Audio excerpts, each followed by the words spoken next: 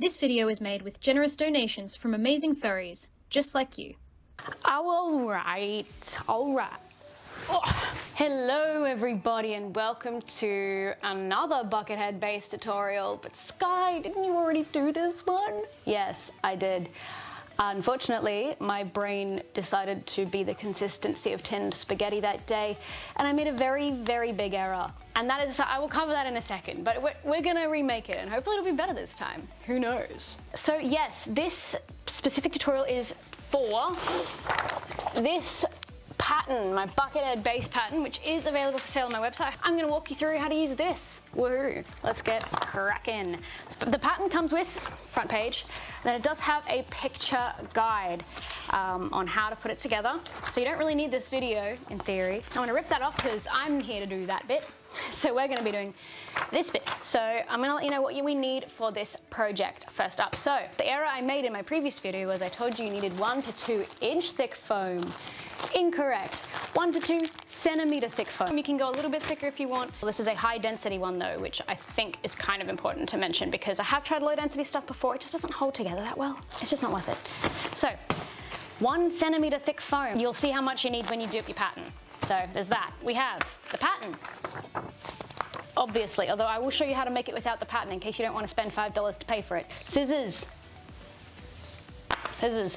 I have tape to reassemble the pattern because we can't keep it all on one page because paper's small. Sharpie to draw on our foam with. Glue sticks to glue things with. And a glue gun to glue things with. Let's get started, shall we? All right, right, hat measuring tape as well. I just have that in case you want to make it yourself and also to measure your face. So I'm going to take a second to cut out this pattern. The link for this will be down in the description along with all my other patterns. Triangle. Now I would like to say this pattern is really easy to draft yourself. You don't need to pay for the pattern. I just made this for people who don't want to learn how to draft it themselves, but it's really, really easy, guys, so don't worry about it. If you're like, I can't afford the pattern, so make it yourself.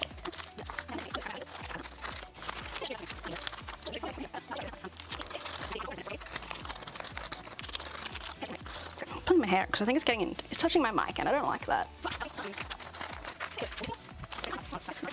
With the pattern pieces, we should have small rectangle, big rectangle, triangle, one side bit, one middle bit, another side bit. Now we're going to tape those two together to make a really long bit.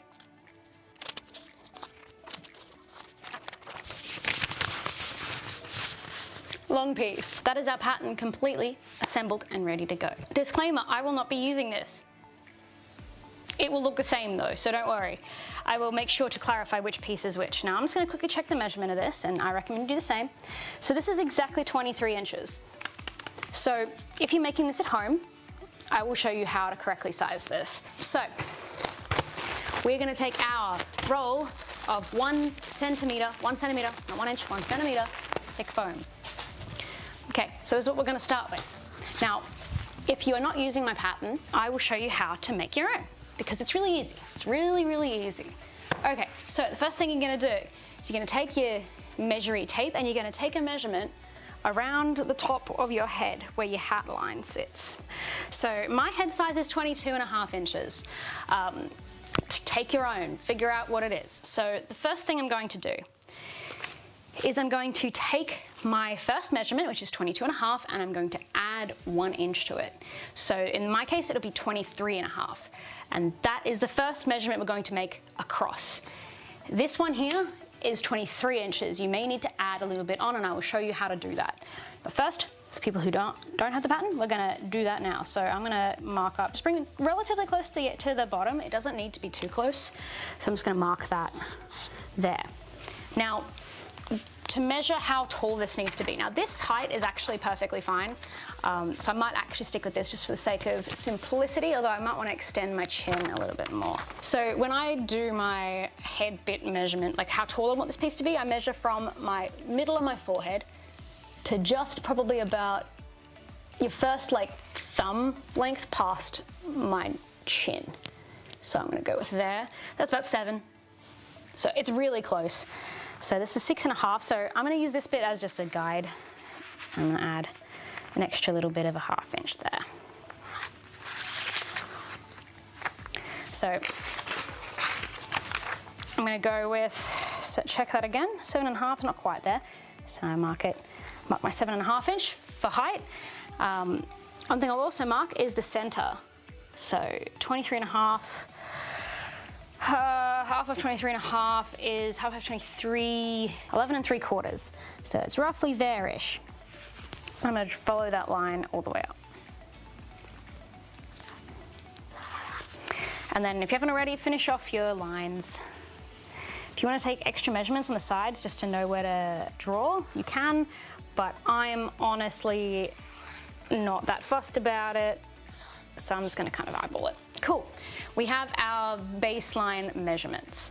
Now, just to recap what we've done. So this length, measurement around your head, plus 1 inch. This one, from your forehead to your chin, just past your chin. Okay, so we've got our shape, basic shape to go.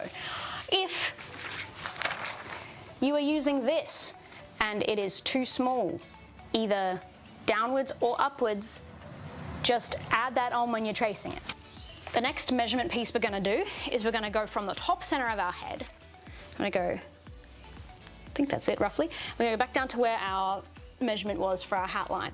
So that for me is 5 inches apparently. So basically what you're gonna do is you're gonna take that measurement from there to there, and you're gonna double it. So in my case, I'm just gonna use this 9.5 one because it's close enough to the 10 that I need for me. You probably only wanna make this is 2 inches thick. It doesn't need, just, you know, a decent thickness. So I'm just gonna trace this one, and I'm gonna trace it along the edge just to save some foam. So I'm gonna trace it along the edge of what we've previously done. Now, I have marked on my pattern pieces some lines. If you wish to mark them on this, if you're patterning it yourself, you can. All it is just from it's a line on the center of each side. So one there, and then one. You can use measurements for this, or you can just eyeball it, like that. And you need one of these, so I'm gonna put this aside. Now, for the bits that basically sit here, all it is we're doing some maths here, okay? Because basically we want the same measurement from here to here as we do here to here, but we need to connect it to the middle bit, so we need to subtract this middle bit to get the right measurement, if that makes sense. So half of this, let's say it was 10, say this length is 10, half of it is 5, because the width of it is 2, we're gonna subtract 1, because we're taking half from each side. So we're gonna make them 4 inches long. So we are now going to trace this, or we'll measure this. So you'd be measuring the length. You might go, okay, it's 4, yes. If it was 10, it would be 4. So if it's 4, I might go, okay, you know, 4 across. I just add it kind of on the end of this because then I can use that thickness. And I mark the middle only on the short ends for this because we don't need to connect anything to the sides. So there you go. We have our 3 pieces so far. So we're going to do a little bit more work on this big piece now before we cut it out. So if you can see in the pattern piece, if you have this already on your pattern piece, just trace it on. You can skip this next step. But if you're patterning it at home, we are basically going to be creating these little indents in the side. Now, these do not have to be exact by any means. All they basically are is I usually take about 4 inches is my go-to number for this. So I get my little measuring tape, I mark 4 inches from the bottom on each end. Get going. 4 inches on each side, boom. And then you can measure another 4 inches in, but you can also just do that. It doesn't matter if it's exact, it really doesn't. Wow. Amazing. If you get the pattern piece, trace and cut 4 of these as well. So I'm gonna cut this out now. I'm just using normal scissors. This cut's super easy. It's like butter. You're fine.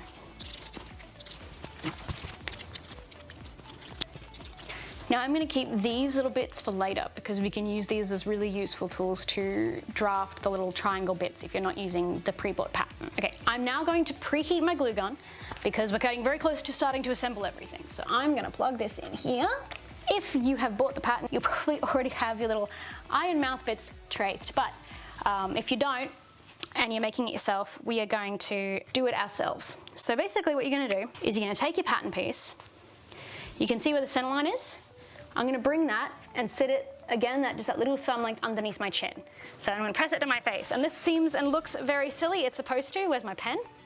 So you're literally gonna poke yourself in the face. This seems very silly, but it's seriously the way to do it. So pokey there, poke my nose, tip of my nose. So I do both of my eyes, my nose. I do my mouth, and then I also do the bottom of my chin. So it looks like that. Is we're basically gonna use these lines to create the pattern. So we're gonna go a little bit above the tip of our nose because we want somewhere for this, like the bit where our nose sticks out to sit. So we're gonna go a little bit above that, and we're gonna bring it down. The width doesn't matter, don't make it too wide or you're gonna have a hard time gluing your muzzle on. And then we're just gonna bring it in where that chin line is. So it's kind of a curvy triangle. And then we're just gonna draw little circles around where our eyes are. Now, this ultimately doesn't actually matter because you're gonna be cutting larger holes for your eye lengths to sit in later. It's just a way to mark it. Even if you wanted to, you didn't have to carve out any of this, and you can wait till you have your muzzle glued on so you can carve it out on the inside and make it look nice. That's up to you. I'm probably gonna carve out the muzzle bit, but I'm gonna leave the eyes just because of the project that I'm using this bucket head base for. Once you get to this point, cut out the bits if you want to.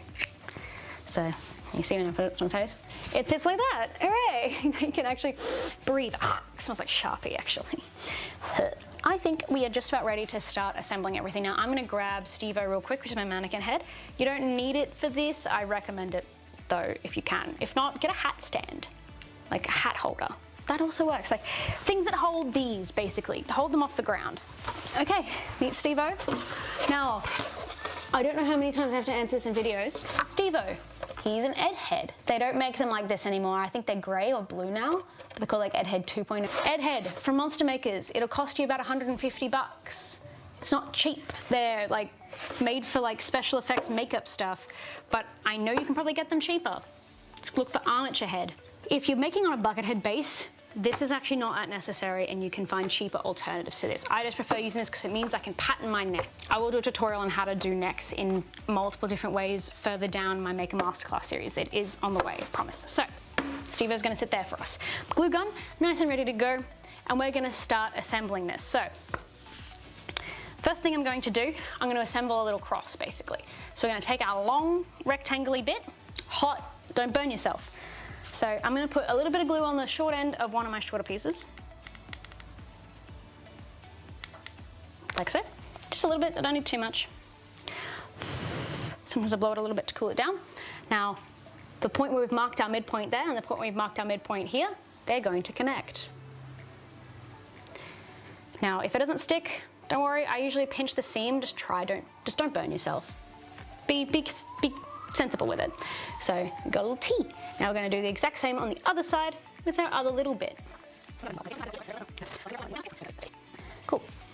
Got a T-piece. So now what we're gonna do is we're gonna take one of the short ends and we're gonna glue it smack bang in the middle there. Okay, so we're gonna do the same. So I'm gonna apply a little bit of glue to the bottom bit. And you just pinch the seam a little bit just to get the glue to bond. There we go. So now we have it all really assembled flat. So the next part I'm gonna do is I'm gonna take both ends of our bucket head base and we're gonna connect them together, basically. So I'm gonna flip this over. So now we're gonna take this bit, the base of our other bit, and we're gonna send it to where the seam is, so where we've just connected. And we're gonna glue that right there. So this is where I'm gonna be using Steve-O, although you can do the same thing on your own head. So you can put it on and adjust this. So I'm gonna be putting this on Steve-O, like so, checking that it's fitting okay. The reason I'm using Steve-O is sometimes these bits can just be a little bit long. If you were using my original pattern, and you weren't making it long, like vertically longer, you're probably fine. This one's just my personal preference. So you basically wanna just check that these are connecting here and going flat against the skull without having as much overlap. So this one has a little bit of overlap, so I'm gonna snip it so that it meets. There. And you can do this on your own head, just have a feel and roughly feel how much overlap there is and just cut off that much. If it feels like there's about a fingertip length, cut that much off. Then we're going to My glue gun is very hot. I'm gonna unplug that, let it cool down a bit. And we're just gonna glue that to the side. If you have my pattern, you probably marked the quarter lengths along here as well, to make it a bit easier to line these up. Which basically gonna be gluing it halfway between where this one is and where this one is. All right, let's just snippety snip. There we go. And now we're gonna glue that on. Same deal on the other side. So that is, you can leave it like this. You don't have to fill in all these triangles. It's not 100% necessary for you to do so. But if you'd like to, just to make it look nice, follow along, I suppose. So you will have, using the pattern, one of these that will kind of fit, basically it'll fit in there like that, and you can basically just glue one end, pinch it together, wait for it to dry, glue another end, pinch it together, wait for it to dry, glue another, pinch it to dry. But if you are like me and you've done it like this, you have a hole you need to fill. We're going to take the little bit that we took off before out of our back, and we're basically going to use this to try and draft it. So I will usually line up the one flat edge with one flat edge because we've got some flat edges to work with. So I'm going to put the corner in the top corner, and I'm going to move this down the bottom.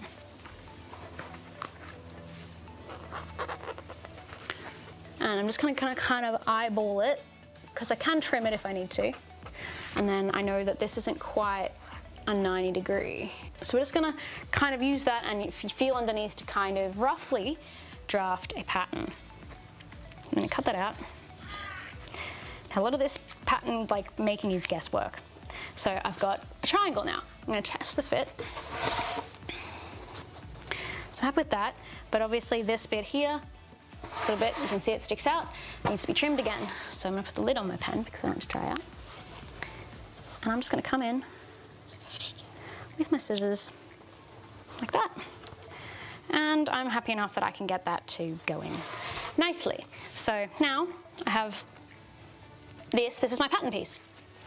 Use this, cut another one out. I can just overlay them like that. Using the other piece as a guide, I can cut another one out. Now, again, these are totally optional. When I do fill these in, I usually only do the front two, but if you'd like the back two, you want to feel more secure in that, do that too. 100% up to you, but the process is exactly the same. And these pattern pieces should flip fine onto the back as well. So yeah, we're just gonna glue these in. We're just gonna glue them in.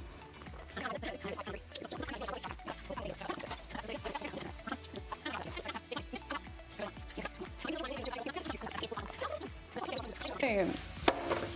Bucket head base to build your fursuit on. Let's build a fursuit on it.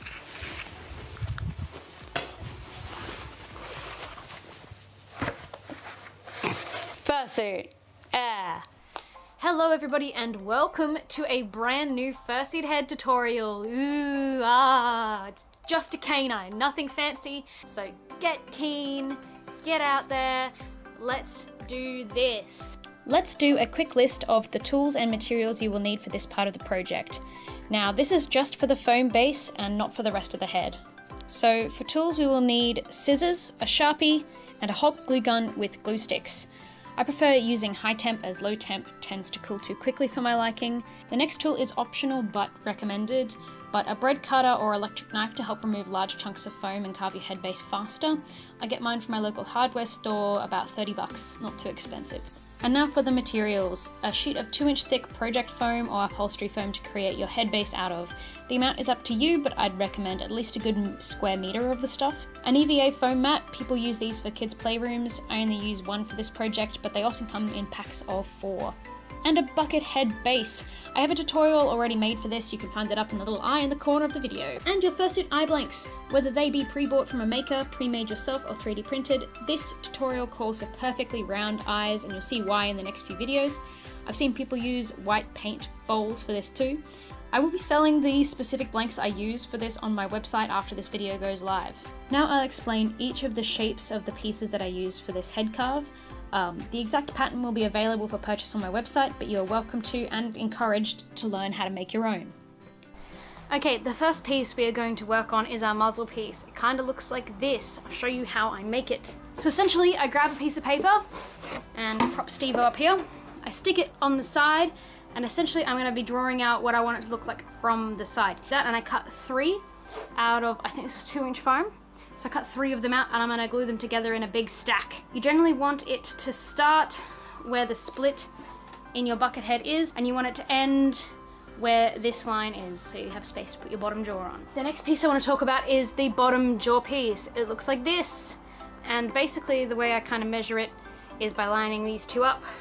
Kind of want it to sit not so far forward because it's going to look like it has an overbite, but we want it to kind of line up and sit underneath it like that. This will be thinned down as we carve, but I just cut it out of 1-inch foam so I have lots of space to work with. The next bits we're talking about is the cheek pieces. They look like this, and this bit that sits on top of that.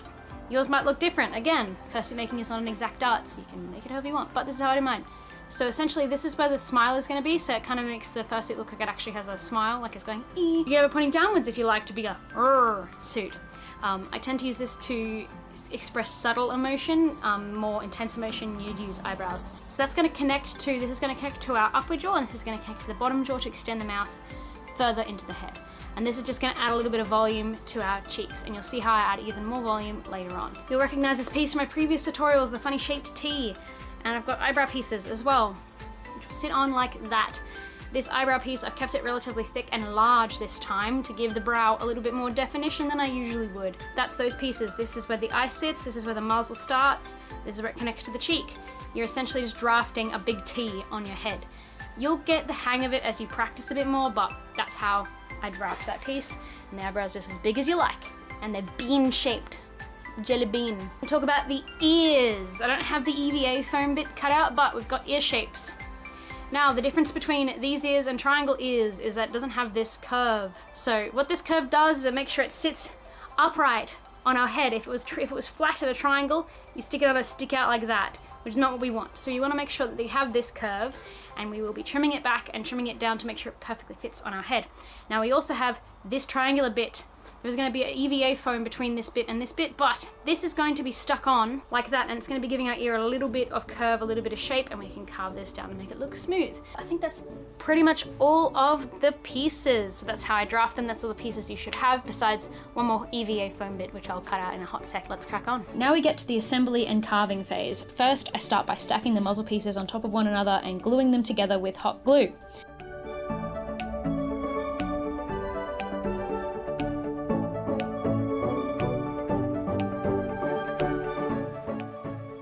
I then start by carving down the muzzle to the shape I want. The perceptive eyes among you may notice I have drawn a front and side view of roughly the shape I want as a guide. This can help if you have a shape in mind.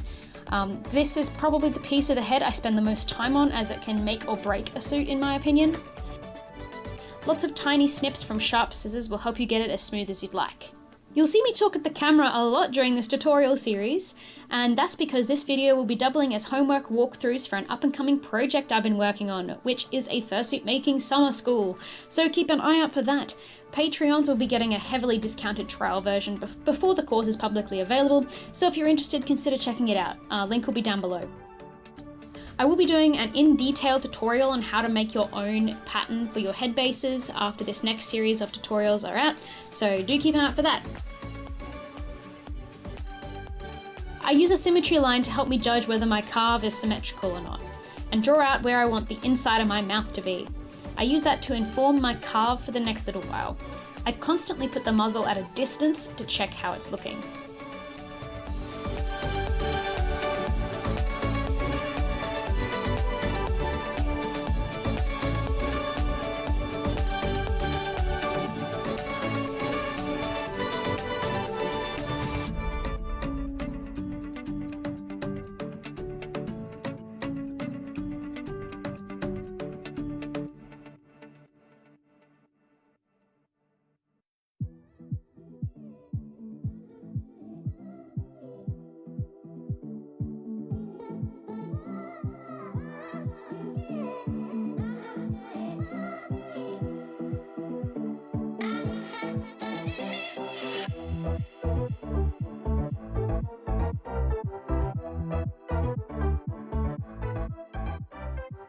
I draw lines to match up the back of the muzzle with the mouth hole of my bucket head base.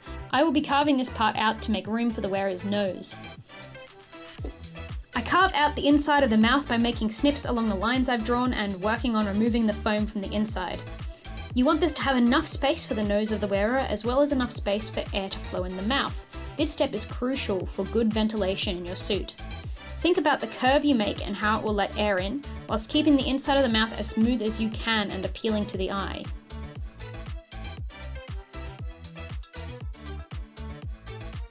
I carve it a little bit in on each side where the muzzle will join the bucket head. I find it gives the muzzle a bit of a chubbier look.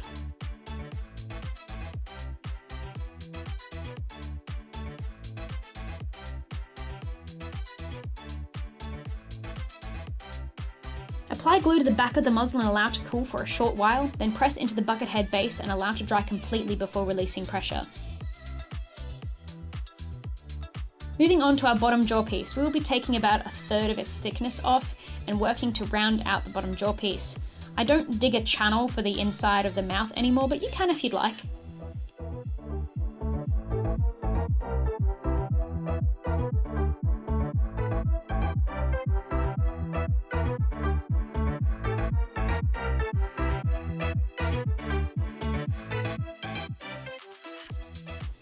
Glue onto your head by applying glue, waiting for it to go tacky, and press into the head to let dry completely. Next, onto those cheek pieces, with each piece facing a different way as if mirrored.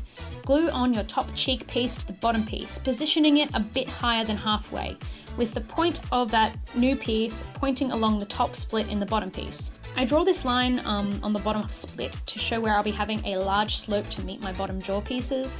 This will help with the overall anatomy look of the suit. I carve out that section and begin smoothing out the cheek pieces. This is probably the most labor intensive part of this carve as there is a lot to take off. And remember that each piece is flipped. Make sure you do this or else you end up with 2 right pieces or 2 left pieces like I do a lot sometimes. The thickness of the upper part of your fork will dictate how large your suit's cheekbones are. You can make these cheeks any thickness you like, but try to make them the same shape.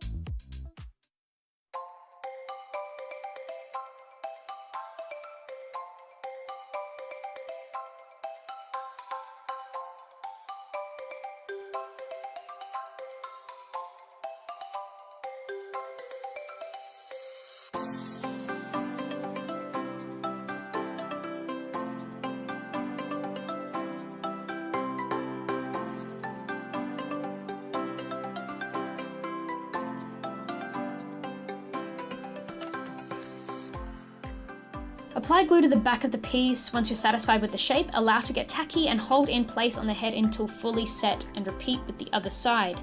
This piece should touch the upper muzzle under the eye with the top slit and the bottom jaw with the second, and curve around the side of the head where you've marked the location of your eyes.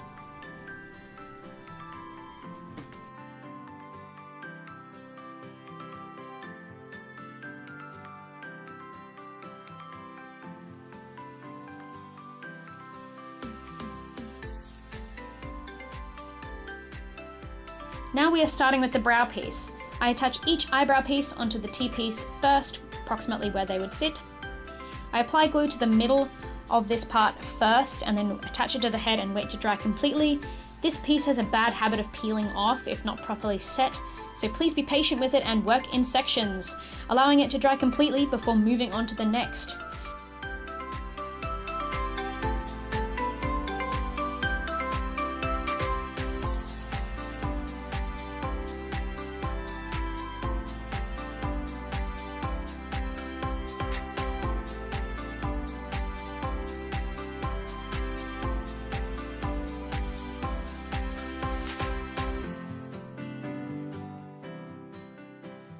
I decide I don't like the position of my eyebrows as they impede where the piece needs to end, so I remove them and trim the piece so it touches the top of my cheek piece. I reposition the eyebrow beans as I go to better fit where this base piece ends.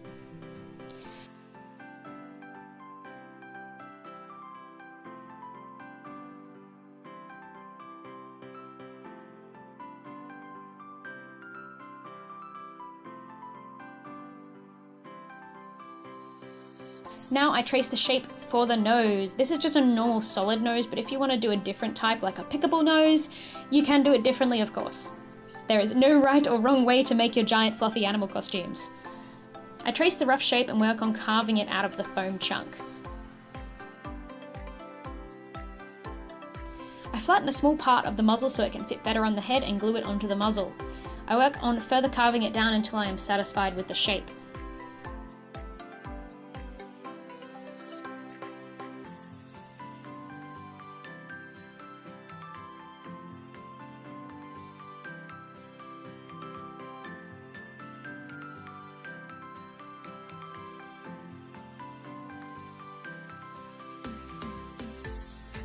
Now I begin carving down these brow pieces. I want them to blend into the bucket head base as seamlessly as I can and smooth the eyebrow beans into that base piece too.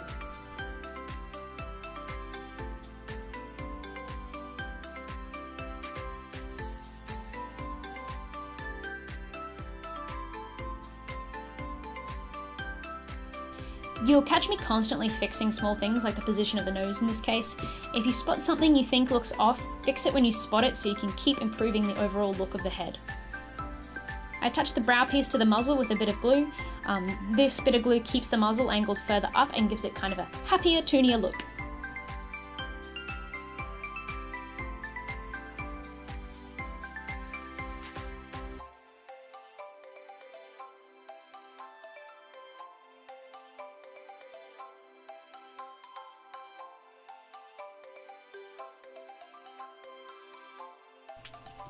I add a small piece between the cheek and muzzle pieces to smooth out the transition between the two. I usually go about this with using a chunk to fill in the connection gaps and carving smooth.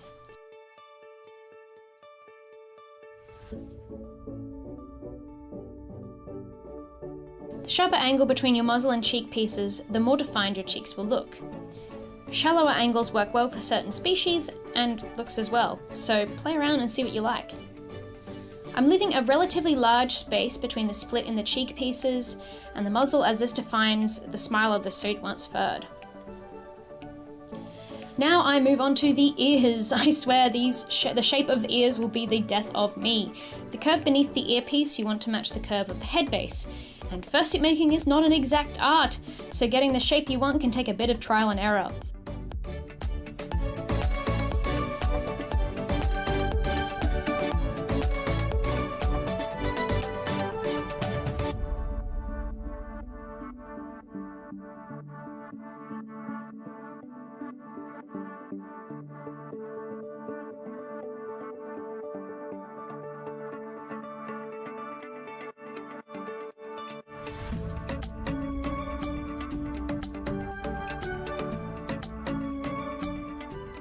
Eventually, I settle on a shape and glue our large ear foam pieces to the back of the stiff EVA ones.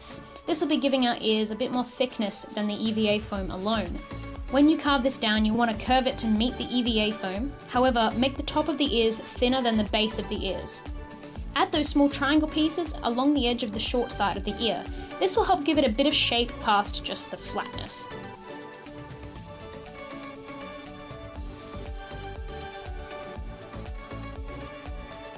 Carve this so it blends nicely. I constantly retest the fit of these on the head to see if any of the base of the ear needs to be reshaped for it to sit properly.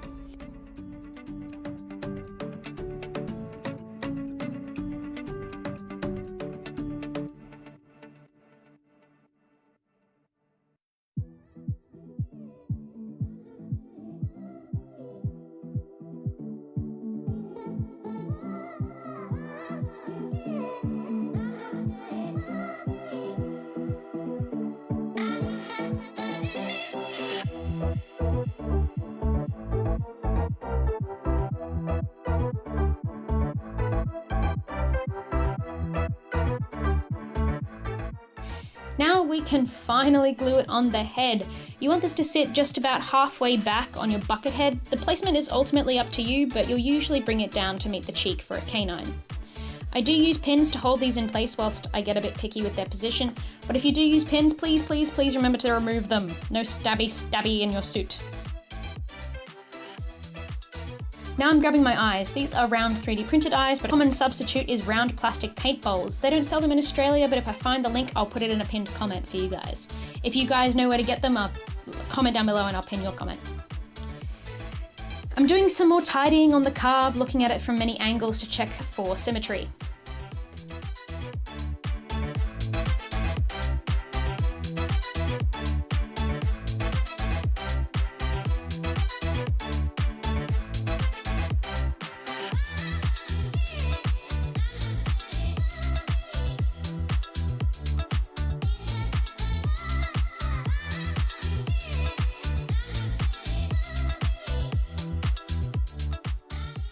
I'm also adding a sloped strip of foam on the muzzle to help it connect to the brow piece more smoothly.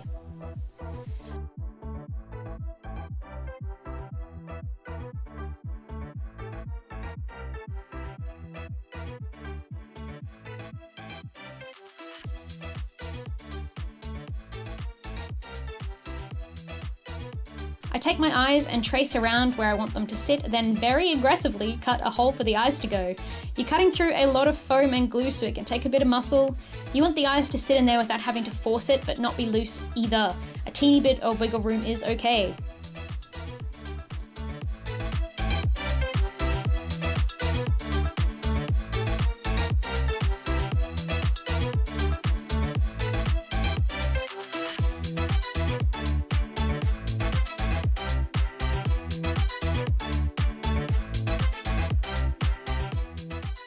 I spend a bit more time cleaning at the base, excuse the dodgy angle.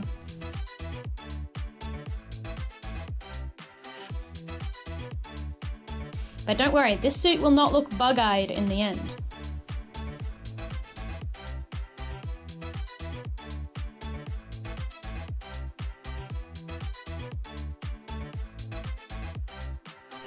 Now we are going to add a triangle of foam to our cheeks to make the cheek fluff you see in a lot of fursuits.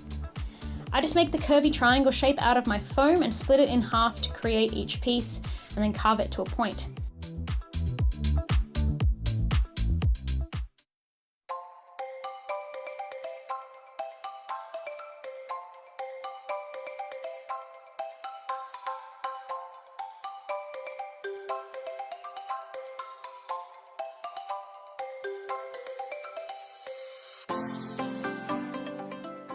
Then glue it slightly in front of the ear on the side of the cheek. The shape of this can be altered to suit your character. I've seen huge fluffs, ones with multiple points. It's up to you and your imagination.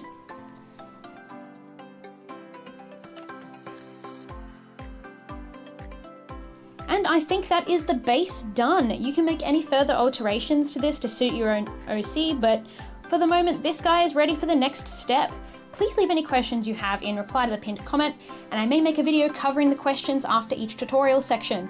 Thank you for watching part 1 of this fursuit head in a more detailed tutorial series. I will see you guys in the next one, where I will be showing you how to tailor custom lining for your heads to get that clean professional finish you've always craved, as well as installing our eyes and getting our head ready for fur. I'll see you then! Welcome back to part 2 of this head tutorial. This video, we are going to cover my advanced lining technique and my new eye technique, but before we begin, let's list off our materials and tools for this step like last time. First, we will need our head base. We've gotten to the point of being ready for eyes and lining.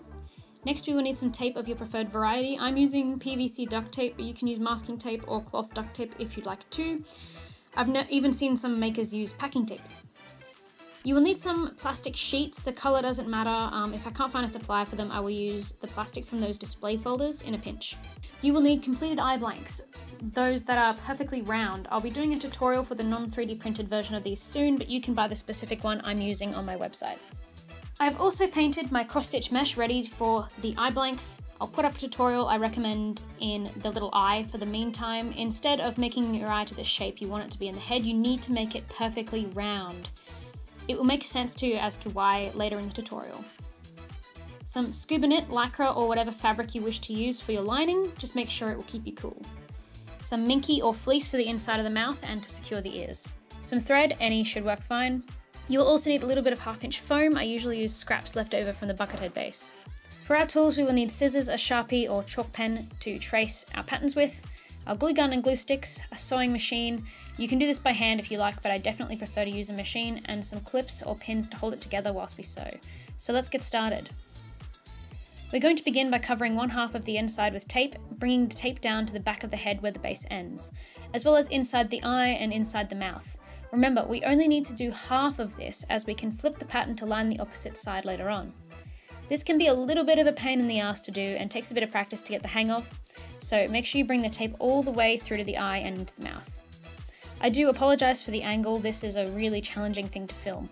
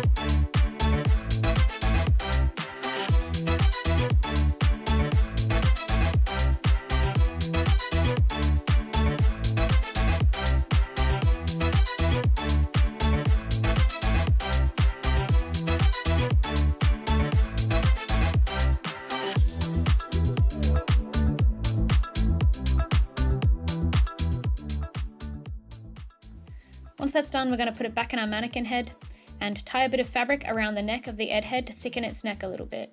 This will help shape our neck as we begin to tape around the shoulders and chest of the Ed head and bringing it up to meet where our tape ends. Remember, only one half of the Ed head. I will often use anchor pieces that attach to the rest of the tape to help me build up the rest.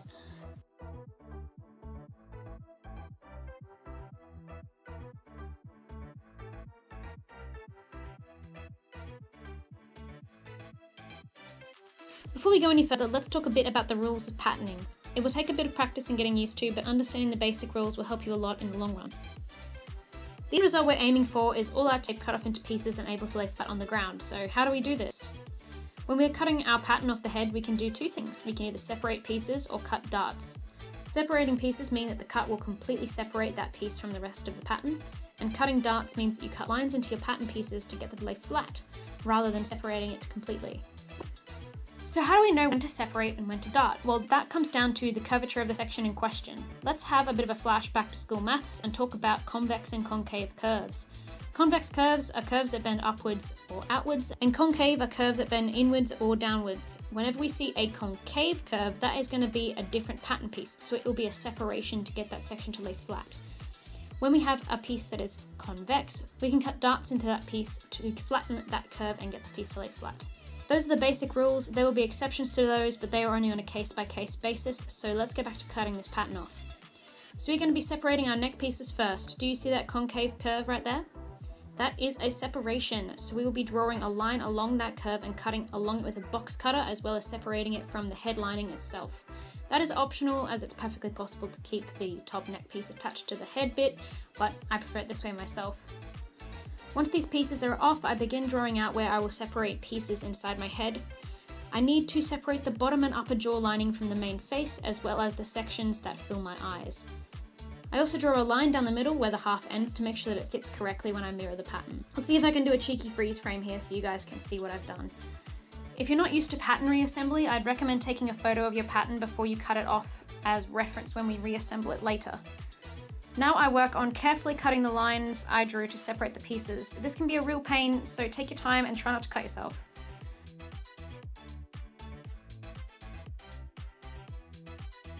Once I have the mouth pieces out, I pull the entire remainder of the tape out and start separating the eyeliner.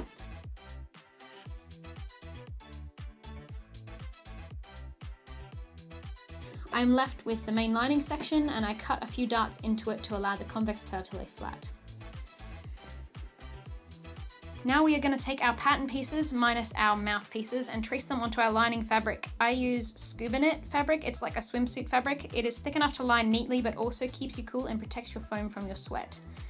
I'd usually use plain black for this, but this is all I could find for this particular week of making. I trace each piece twice, one on each side. Direction doesn't matter, just get it all traced. marking A and B for each respective side traced. Now cut it out with your preferred seam allowance.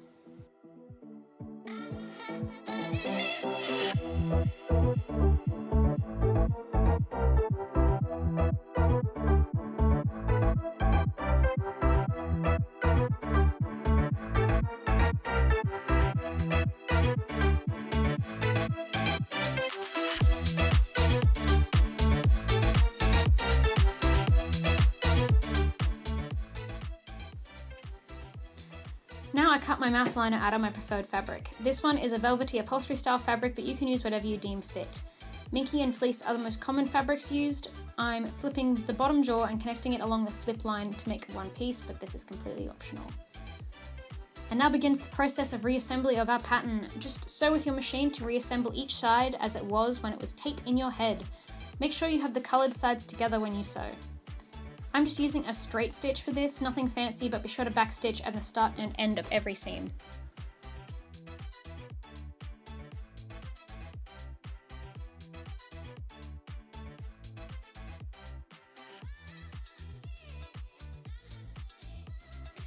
The eye hole seams can be a bit tricky, so use a lot of pins or clips and take your time.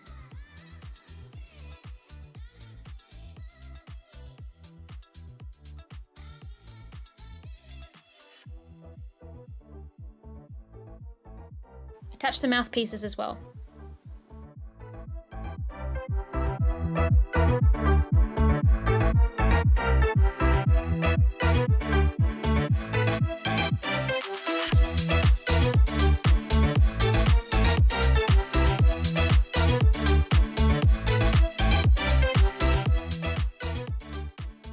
And the neck pieces to the main head lining.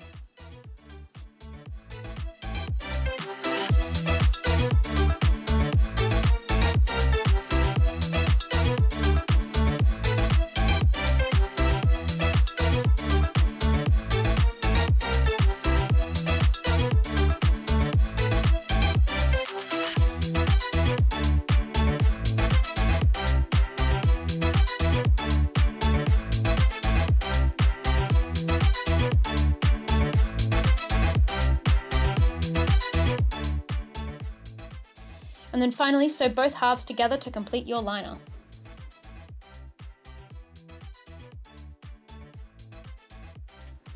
Now begins the gluing process. This can be a bit fiddly, so take care. I start by lining up where the upper muzzle piece sits in the head and applying glue to the top part of my triangle mouth hole inside the base. Again, I'm really sorry for the angle in this. It is a very hard thing to film when everything is inside a head. As I glue, I'm constantly using my hands to smooth the fabric whilst the glue is still pliable.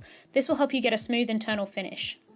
I repeat the gluing process with the bottom jaw piece, and now I just work on gluing the rest of the front of the liner in, working between the eyes first, and then around the sides of each eye hole, and beneath them too. Slow and steady wins the race here. This isn't something you should rush. I only glue the front half of the liner in, leaving the back unglued. This is a personal preference thing, and you are more than welcome to glue the entire lining in. I just find this bit to be a bit more comfy for the wearer.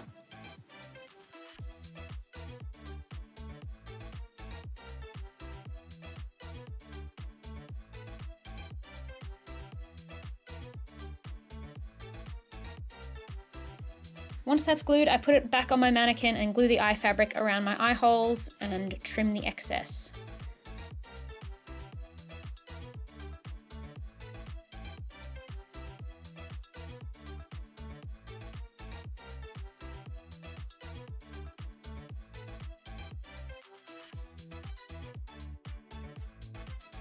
Now I cut a 1 to 2 inch thick strip of fleece as long as I can and start fleecing the base of my ears. Gluing the strip around the seam where the ears meet the base will give it durability and makes them less likely to come off. Make sure you apply glue to the base and the ear when you do this.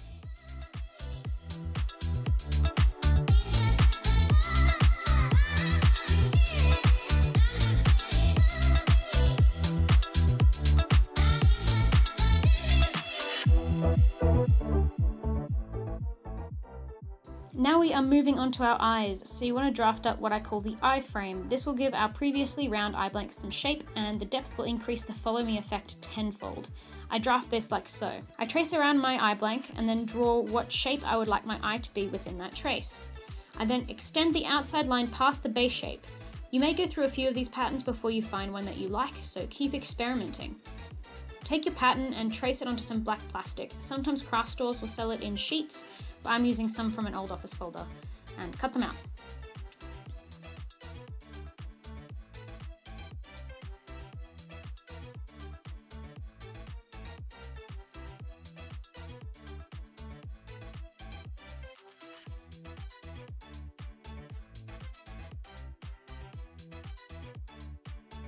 We want to take our eye blanks, which is cross-stitch mesh with acrylic paint, and apply glue to the back of our blanks and glue on top of the mesh.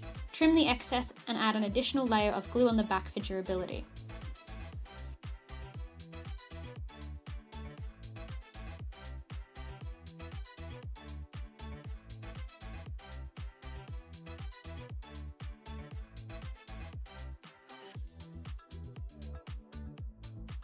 Now we work on adding the blanks into the head. I apply a bit of glue to one side of the eye hole, wait for it to cool a bit, and position the first eye in the head as you'd like, taking note of the position of the sparkles.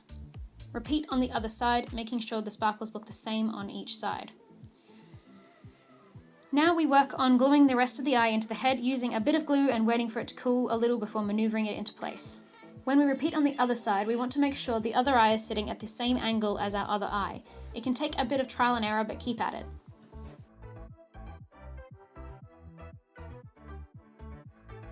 Now we add our frames on top of our glued eyes. This is where I find the look goes from basic to a bit more professional. Start with one and position it how you like, applying glue around the base and ideally on the surrounding foam too. Try to make them sit as evenly as possible. Look how the eyeball sits within the base and make sure it's the same on each side.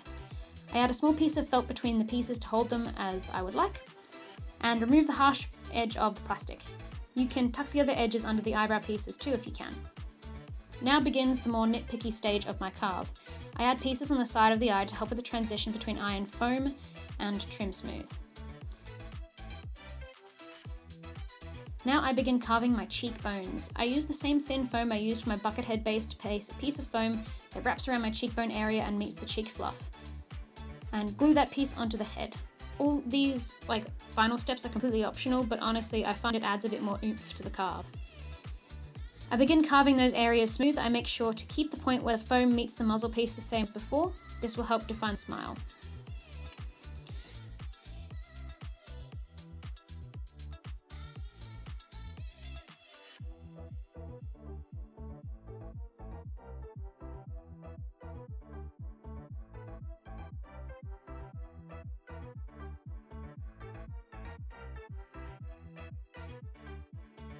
Now we begin the tape up of our head. I'm using PVC duct tape for this, but you can use normal American duct tape or masking tape. I've even seen some makers use packaging tape. Take special care in those concave areas to make sure the tape really hugs the base. Split it into smaller pieces if you need to. Make sure you bring the tape all the way up to the edge of the eye frames too.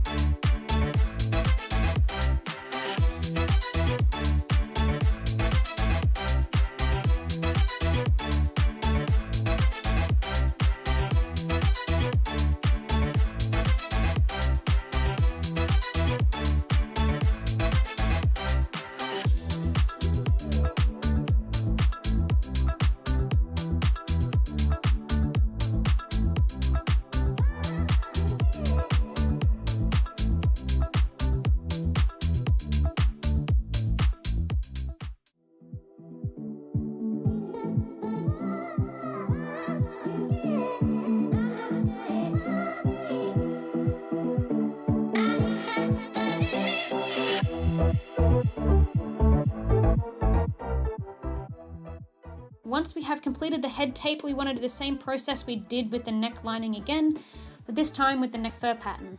I only do half of it. I will flip to complete the neck on the other side, but you're welcome to do the whole neck in tape if that's more comfortable for you.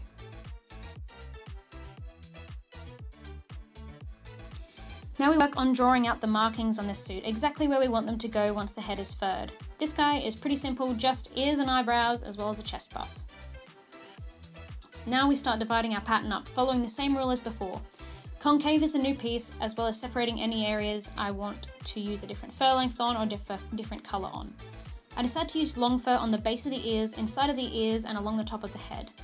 I continue dividing up the head into pattern pieces. The main ones are top jaw, bottom jaw, brow, cheeks and jowls, which is the bottom area between the bottom jaw and cheeks. I also separate the cheek fluffs, the back of the cheeks and the back of the head, and the inner and outer ears as well as the nose.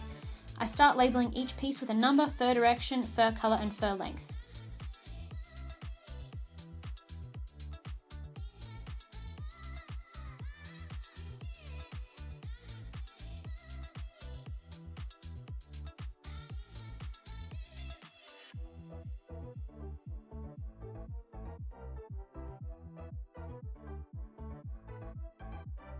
Once I'm done, I take a photo for reference for reassembly later and begin cutting off all my pieces with a box cutter.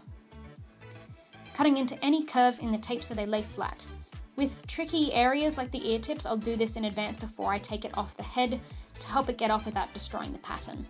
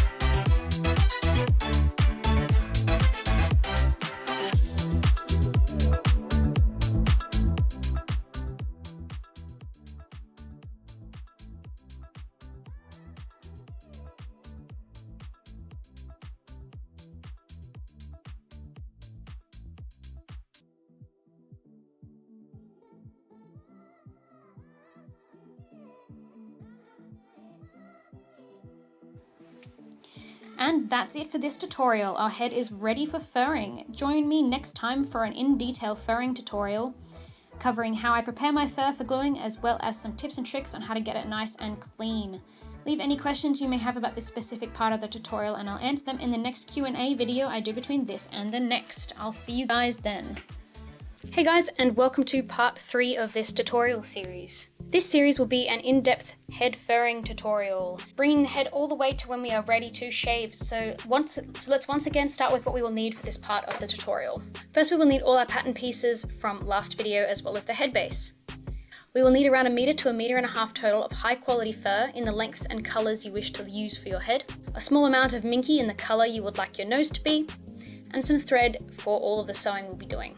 For our tools, we need a black Sharpie to mark your fur pieces with, some good sewing scissors, a pet hair clipper with a 7F blade or a guard for 1/8 of an inch shave length, as well as an optional 10 blade or 1/16 of an inch guard, a sewing machine, a glue gun with glue sticks, and a large sewing needle for doing any hand sewing. A curved needle is definitely recommended for this. So I'm starting by taking all my pattern pieces and tracing them onto my fur, taking careful note of the marked fur direction from earlier. I have removed the stickiness from the other side of the tape by putting it on the floor and letting it pick up loose fur, but you can stick it to paper and cut it out or whatever works for you. I trace these with sticky side up. This is really important to remember so your patterns end up on the right side of the head. I also marked the number of each piece. The pieces I'm tracing right now are the areas I want this fur color in, but short. So this is areas like the main face and muzzle. So once that's all traced, I cut out the entire area without separating each piece, ready for pre-shave later. I now trace all of the pieces I want to have this color, but in the original long length. For these pieces, I cut out each individual piece as we do not need to pre-shave.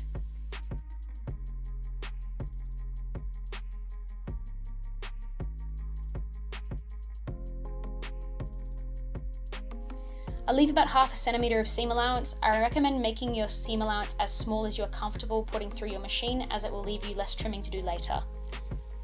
Take extra care not to trim the pile of the fur as you cut. Run the blade of the scissors up against the fabric backing of the fur. You can also cut these out with a very sharp X-Acto knife if you prefer. Now it's time to trace the red fur I would like to have short. And once again, separate the entire area from the bolt and set aside for pre-shave. And all our lovely red pieces we wish to keep long. You'll notice I flip one piece here, and that is one of the pieces for the fabric for the neck, which we only taped half of, so it will need to be flipped and traced a second time to complete the neck.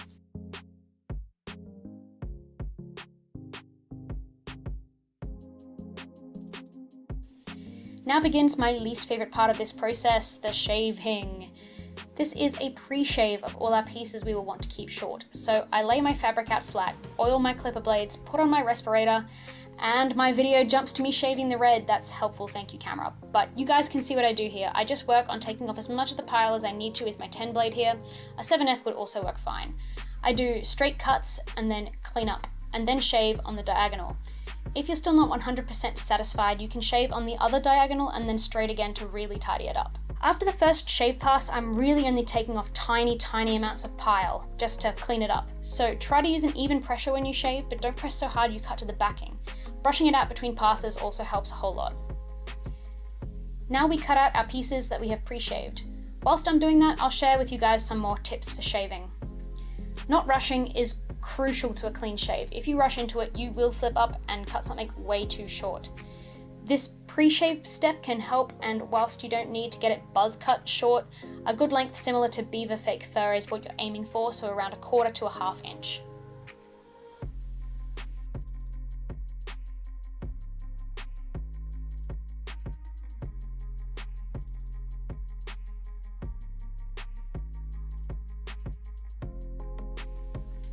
Now that we have all the fur cut out, we can begin sewing it all together. I start with the muzzle, reassembling the piece along all of the darts. I'm using my longest straight stitch for this. Be sure to backstitch at the start and end of every seam.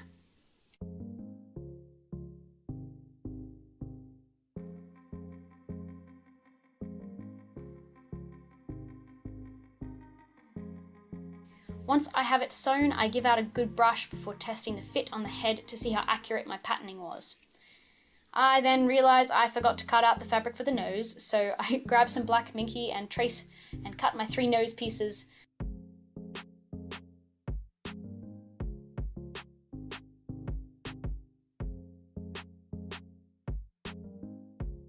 I then reassemble these 3 pieces to form our big boobable nose.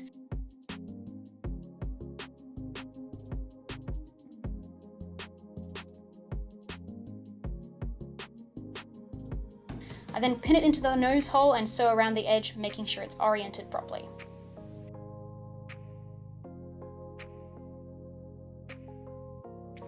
Now I'm working on reassembling the cheek pieces. I sew the darts closed in each and brush them out.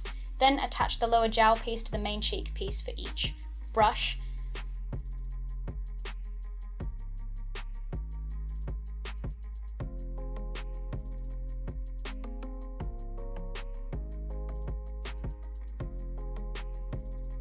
Attach the cheeks to the muzzle and brush again.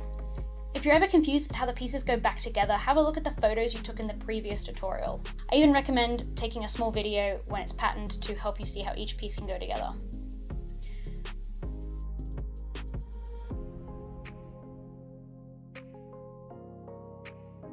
I sew the bottom jaw piece onto the face fur and do a quick trim up of all the threads before testing the fit on the head again.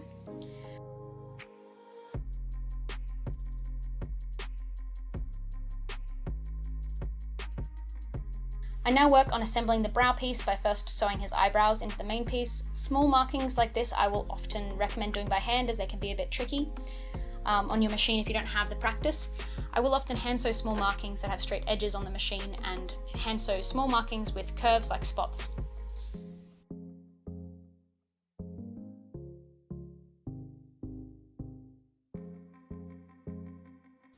Now we repeat the same with the other eyebrow.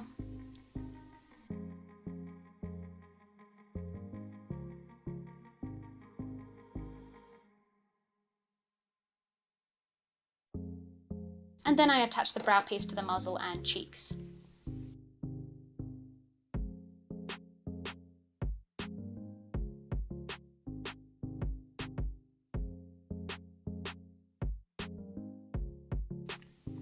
Now I'm working on adding the tufts of fur along the top of the head like we patterned earlier.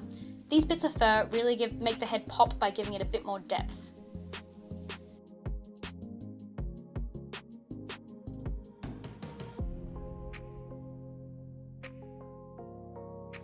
I now sew the little triangles for the cheek poofs and attach to the cheek pieces, repeating for the other side.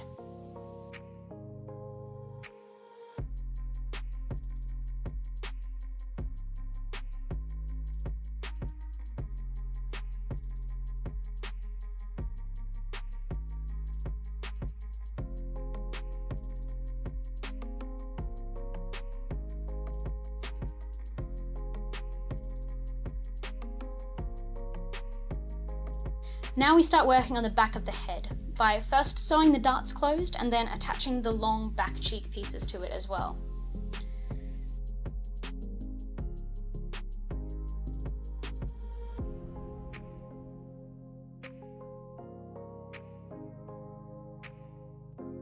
Once we have the back of the head done, I attach it to only one side of the front half of the face, leaving the other side open. Now it's time for the ears. I sew the inner ear pieces together, both the short and the inner ear tufts.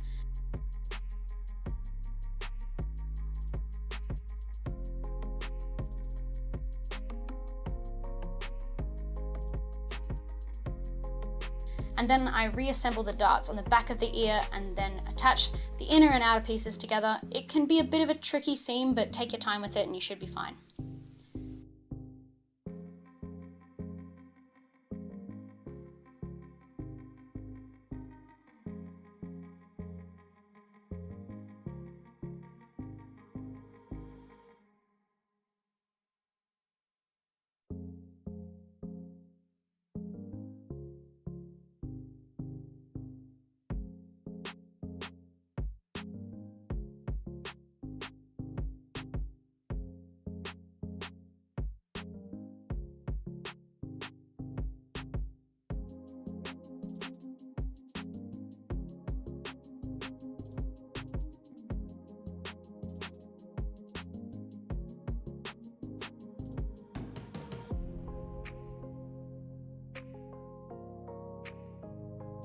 Now that the ears are done, we can work on assembling all of our neck pieces, sewing each side together before connecting them at the front.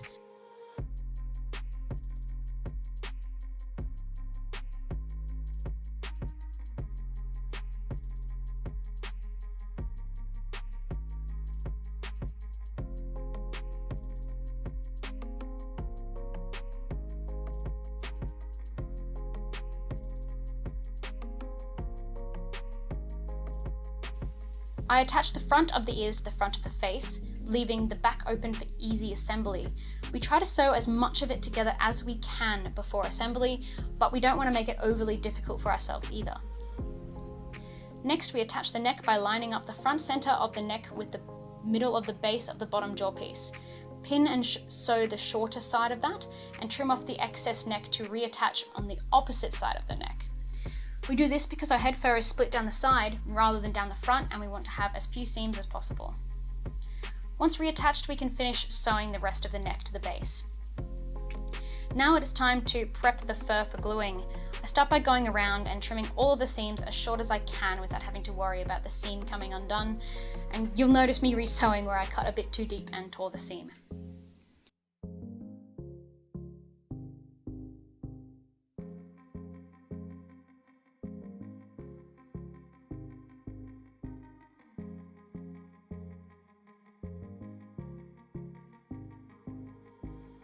Now we want to start sewing the fur onto the mouth lining. I line up where I need to start sewing by placing the fur on the head and rolling it off the face. Working from the center out, I sew along each side of the mouth with a curved needle. The curved needle allows you to get into the really hard to reach places a lot easier. I highly recommend using one. Sewing this seam closed will help get a cleaner finish on the mouth area overall. It can be a bit tricky when you get into the corners of the mouth, so don't be afraid to pull on the foam a bit to get in there.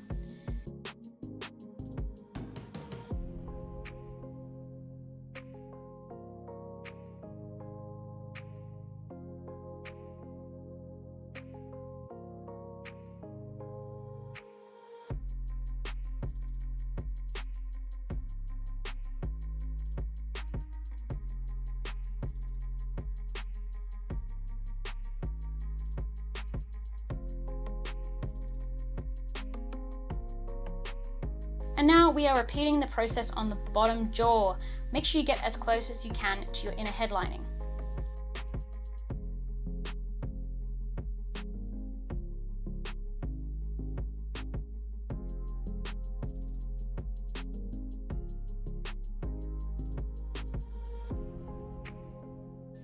Now we are ready for glue. I work section by section here, starting from the lower part of the muzzle. As I work, I position the fur as it dries, as if I were gluing the entire face. This makes sure everything can reach where it needs to. I also rub the area I glue to feel for any folds in the fabric that I need to smooth out. I put a bit of stuffing in the nose to puff it out a bit, once it's secured in place, and glue the top half of the muzzle on.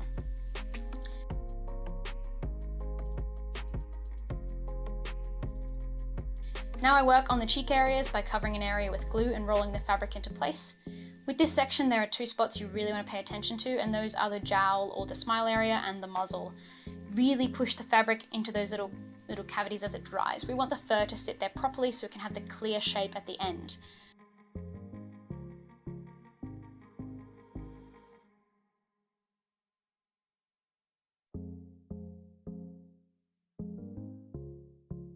Now we work up the front of the face between the eyes.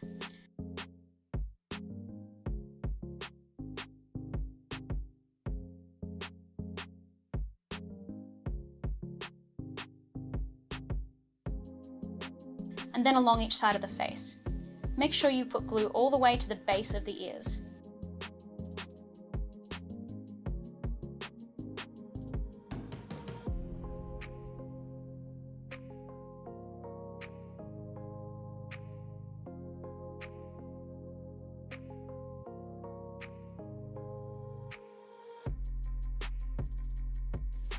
Now we cover the front of the ears in glue, press the fabric into place, and flip the rest of the ear fur over the top and allow to dry.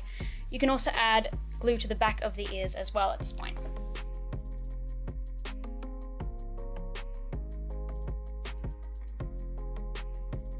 I'm now working on trimming around each eyepiece. I often end up with excess in this area, so I trim it and glue the raw edges slightly out from the edge of our eye frames.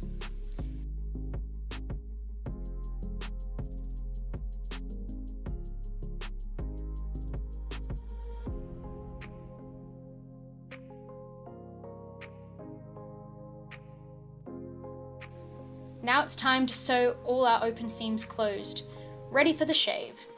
So I'm once again using my curved needle with some upholstery thread or bonded nylon thread to work my way around the seams on the head. I'm using a Muppet stitch for this, and I'll put up a little diagram showing exactly how that stitch works. It's a slightly modified ladder stitch used to hide seams. I also recommend tying the thread off every so often for extra durability in that stitch.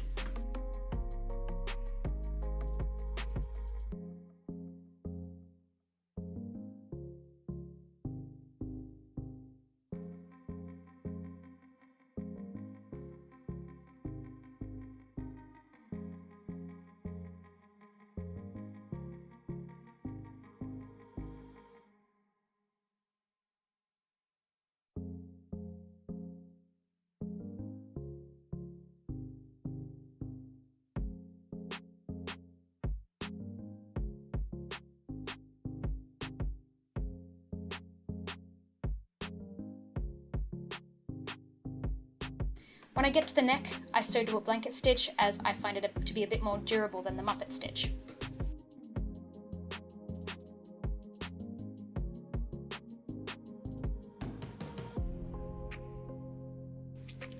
And there we go, Jasper is ready for his big finish. Join me next time for the final episode in this tutorial series where we do our final shave and give him all his finishing touches. If you have any questions, be sure to leave them in the replies to the pinned comment and I may answer them in the next Q&A video for this section of the tutorial.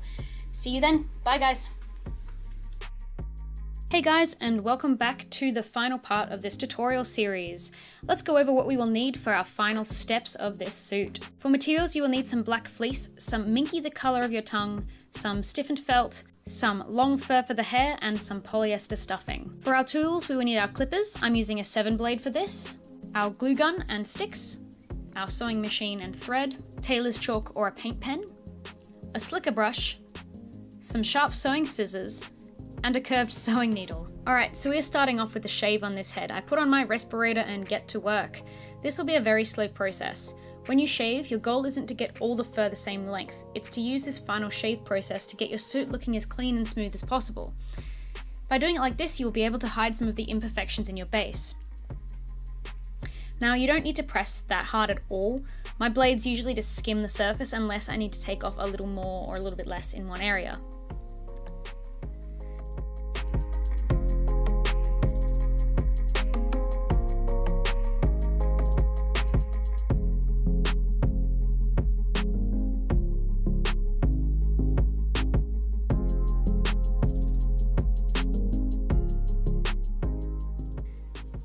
Brushing out the shave every now and again can help you see where needs more attention and give it an overall clean look.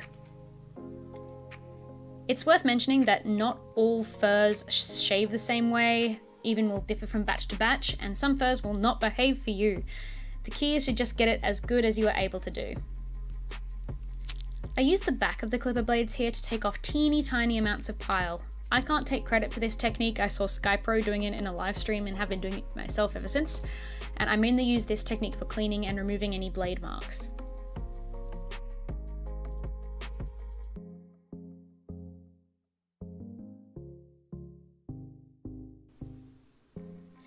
I use scissors to trim around the eyes, ready for our eye outlines.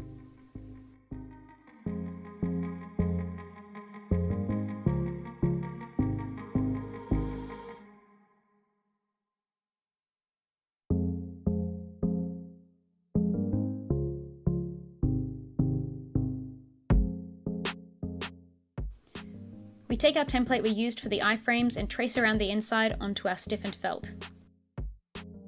I cut out the outline with a bit of a border and check the fit on the head. We want this to align nicely with our eyes. I thin the border on the eye outline to my desired thickness. I tend to make the bottom side the thinnest to get the eye a bit more dimension.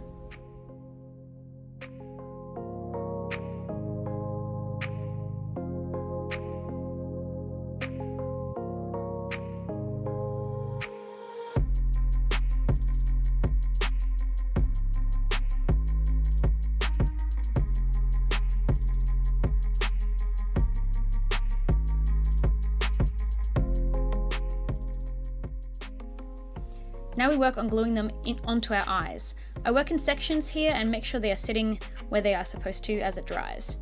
Just be careful and take your time, and you don't need to use too much glue, just enough so that it stays there and the glue doesn't ooze out.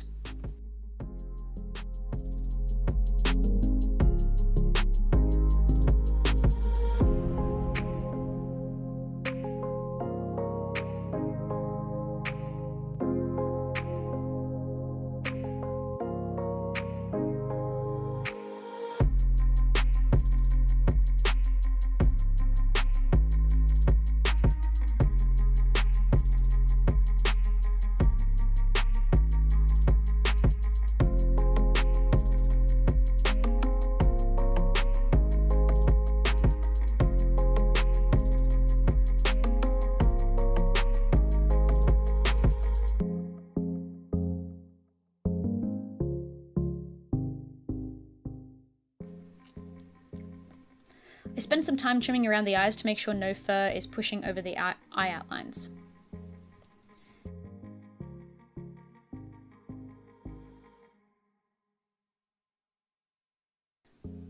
And I trim around the eyebrows to make the markings more crisp. And more cleaning up of the shave. I go over it again and again, just cleaning up any tiny areas that I see that need a bit of tidying.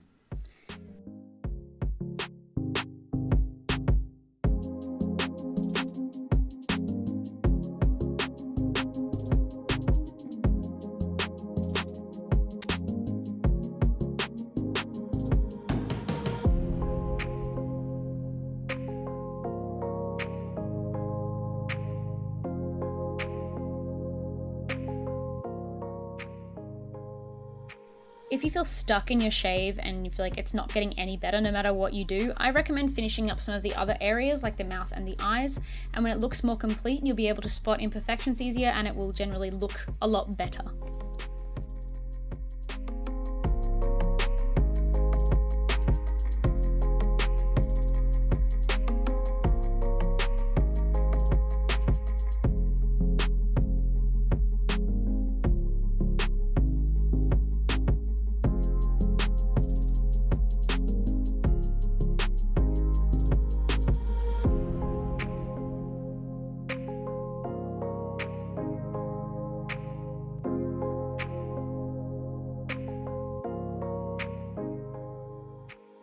I clean up the edges of the mouth fur with scissors as I want this to be a very hard edge.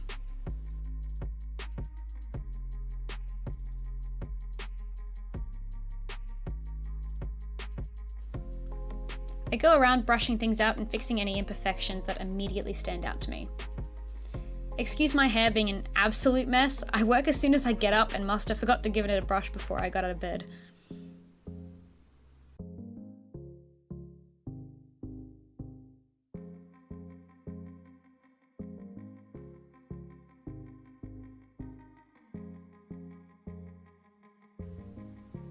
I cut a strip of fleece to edge our mouth with and apply glue down one edge and fold about a third of it over onto that line of glue. I then apply a line of glue down the remainder of the fabric and fold it over onto the other folded section, creating like a little tube. I work on gluing this tube of fleece around our lower jaw. This will form a lip. I trim it to size so it runs all the way around and hides the ends in the very corners of the mouth.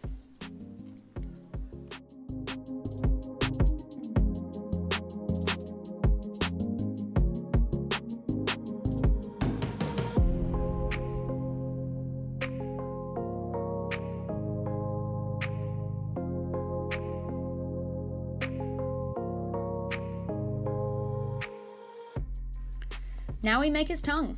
Grab your minky and get to work. I fold a section in half and place it in the mouth to get an idea of the width and length I'd like for my tongue, and then freehand the shape.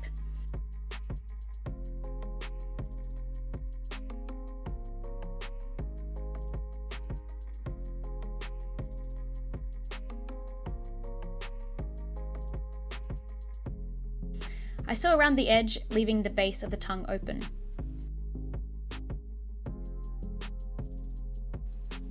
I trim the excess fabric and turn it inside out, and then I top stitch a line down the middle for the classic tongue look. I grab a coin to weigh down the end of the tongue and slip it down the sides to the end of the tongue and stitch over the top of the base to keep the coin in place.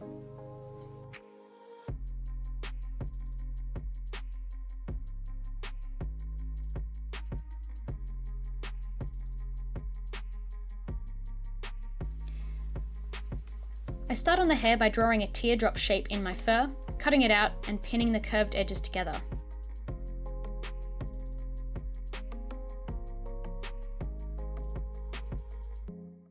Sew it in half, leaving a section of the thicker part open to turn inside out. I give it a brush and put a little polyfill in the hair poof and top stitch the back closed with the raw edges of the fur rolled into the poof. I sew this the opposite way to the top seam, so that the seam on our hair poof is in the center middle of this back seam. I shave the bottom of the hair poof for ease of attaching and apply glue to the bottom and press into place on the head, as well as the tongue.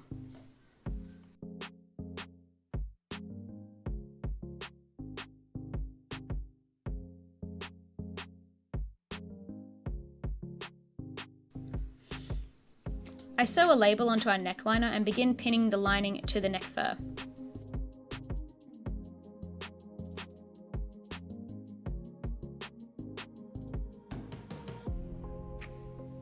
I fold the edge of the fabric over about 1 centimeter before pinning it.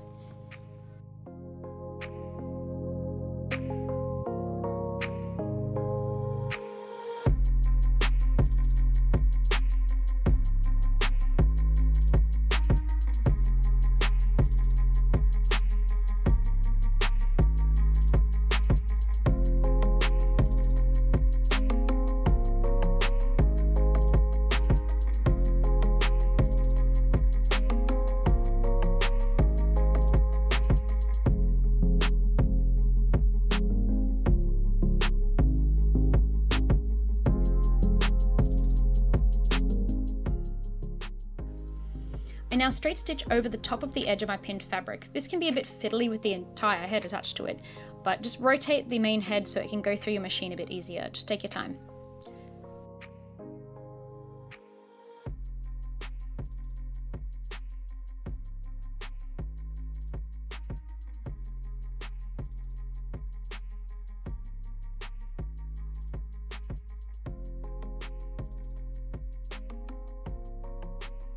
I then brush out all the fur from the seam we just sewed.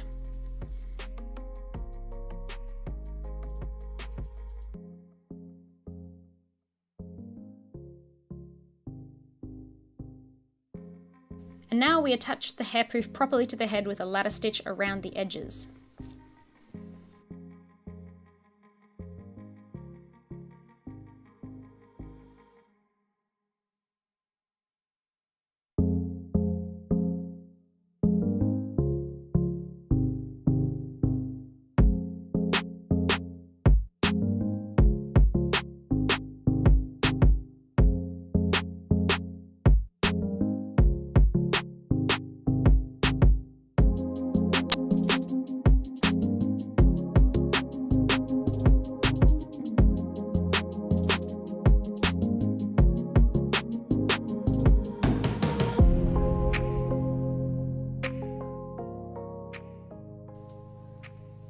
I notice an area where I shaved too close to the backing and it's visible, so I grab some thread and use a Muppet stitch like we did in the previous episode to close up that gap by running the stitches either side of the bald spot and pulling closed.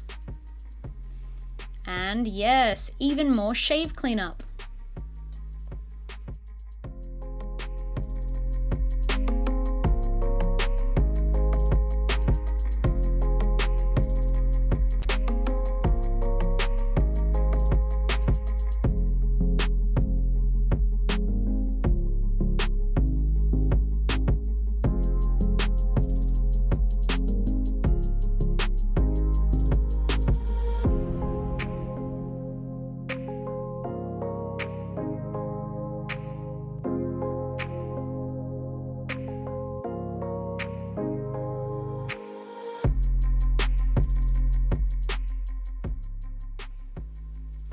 Now it's all just cleaning him up and giving him a bit of a style to get him looking nice for the grand reveal. And look at this dude.